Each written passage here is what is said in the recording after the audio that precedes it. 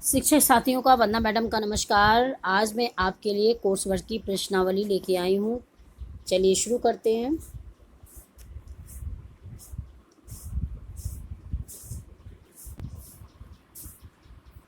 ध्यानाकर्षण शिविर को ध्यान में रखकर बनाई गई आदर्श समय सारणी कहाँ लगाना है। तो दोस्तों इसमें दिया हुआ प्रधानाध्यापक कक्ष, कक्षा कक्ष में, विद्यालय अभिलेखों में, बच्चों की कापियों में। तो हमारा जो विकल्प इसमें चारों में से होगा वो कक्षा कक्ष में होगा। और फिर हम एरो पे टैप करते आगे बढ़ेंगे। दूसरा है कि कक्षा कक्ष को प्रिंट रिच बनाने का एक महत्वपूर्ण लाभ क्या है। तो बच्चे बार बार देखते हैं। बच्चों की साक्षरता का पहला चरण है कि चारों ओर दिखाई देने वाला प्रिंट में अर्थ भी छिपे हैं और उपयुक्त ए बी सी।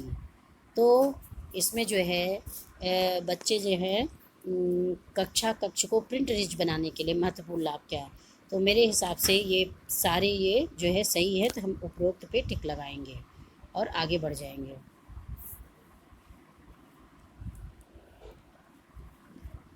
मिशन प्रेरणा के तहत सरकार के द्वारा निर्धारित के डैश के सभी विद्यार्थियों के लिए प्रेरणा तालिका कक्षा कक्ष में लगी होनी चाहिए। तो दोस्तों इसमें दिया 6 से 8, 1 से 8, 1 से 5, 1 से 3।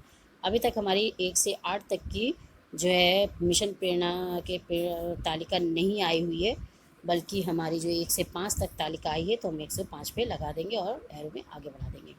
बच्चों के द्वारा बनाए गए चित्र, पोस्टर, विषयगत शिक्षण सामग्री कक्षा कक्ष में लगाना। तो संसाधनों से पूर्ण कक्षा कक्ष वातावरण का अंग नहीं है। बच्चों को उत्साहित होकर सीखने में मदद करता है, कि शिक्षकों को बोझ को हल्का करता है, यह ध्यानाकर्षण शिविर के लिए तैयार करता है।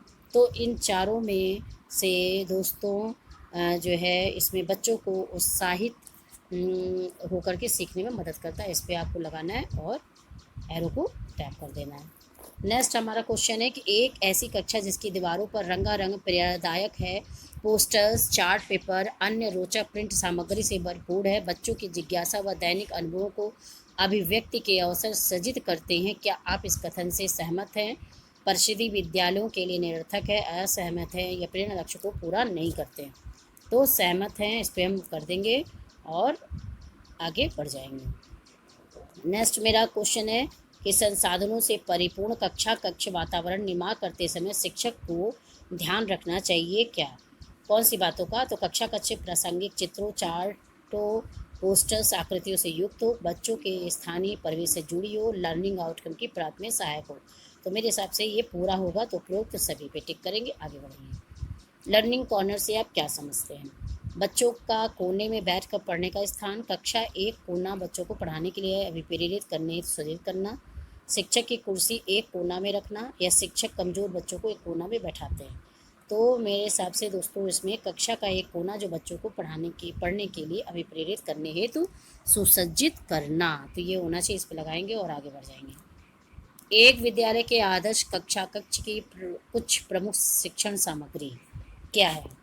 तो निर्धारित माप का श्यामपट्ट है, या जो है निर्धारित मानचित्र, ग्लोब, घड़ी, कूड़ादान है, या प्रिंट समृद्ध व ICT शिक्षण हेतु उपकरण, या सभी। तो एक विद्यालय के आदर्श कक्षा कक्ष के लिए इसमें जो है क्या होना चाहिए? तो उपरोक्त सभी पे टिक लगाएंगे और आगे बढ़ जाएंगे। नेक्स्ट है, आप बच्चों को प्रिंट समृद्ध वातावरण से जोड़ने के लिए बच्चों को कक्षा में पोस्टर्स और चित्रों के अवलोकन का अवसर देंगे। बच्चों को चित्रों पर बातचीत का अवसर और प्रश्न पूछने के लिए प्रोत्साहित करेंगे। बच्चों को चित्रों पर बातचीत का अवसर और प्रश्न पूछने प्रोत्साहित करेंगे और उपरोक्त सभी। आप बच्चों को प्रिंट समृद्ध वातावरण जोड़ने के लिए क्या करेंगे इन चारों में से? तो दोस्तों इन चारों में से जो है हम सभी उपरोक्त सभी लगाएंगे, क्योंकि सभी चीज़ें ज़रूरत है। नेक्स्ट आगे बढ़ जाएंगे। कक्षा कक्ष में प्रेरणा लक्ष्यों की सूची और तालिका को लगाने का उद्देश्य क्या है? हमारी जो प्रेरणा लक्ष्य की सूची और तालिका लगाने का हमारा क्या उद्देश्य है? तो शिक्षकों और अन्य अनुश्रवणकर्ताओं को बच्चों के आकलन में सुविधा हो, यह सरकार का निर्देश है, या कक्षा प्रिंट रिच हो जाए, या उपरोक्त इनमें से कोई नहीं। तो इसमें ये वाला पहला होगा कि शिक्षकों और अन्य अनुसरणकर्ताओं को बच्चों के आकलन में सुविधा हो, इसमें करेंगे और आगे बढ़ जाएंगे। देखिए दोस्तों, अब 10 में इसमें 10 आप पाए, फिर सबमिट कर देंगे और आपका इसमें स्कोर आया है 10/10, और फिर इसके बाद एग्ज़िट हो जाएंगे। थैंक यू दोस्तों। फिर